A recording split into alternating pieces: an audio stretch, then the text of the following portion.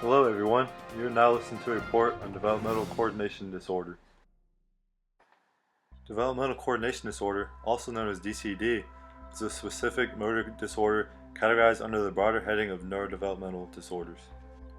DCD refers to the failure to acquire skills in both gross and fine movements, which is not predominantly caused by impaired general intellectual, primary sensory, or motor neurological impairments.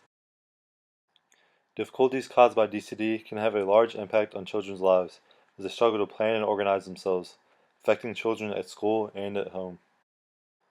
Unfortunately, DCD is also an often overlooked developmental problem by clinicians.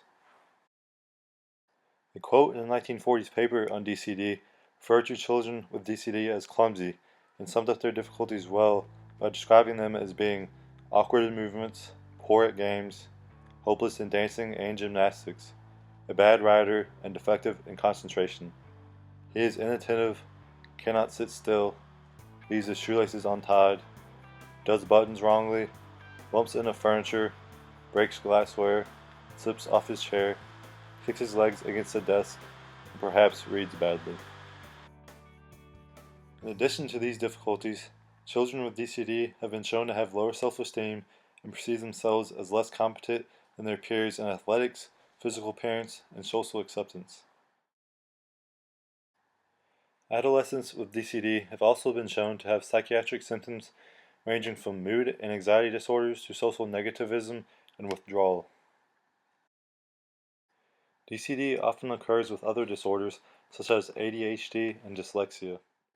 Individuals with both DCD and ADHD have a worse long-term prognosis and are more likely to continue having problems into adulthood.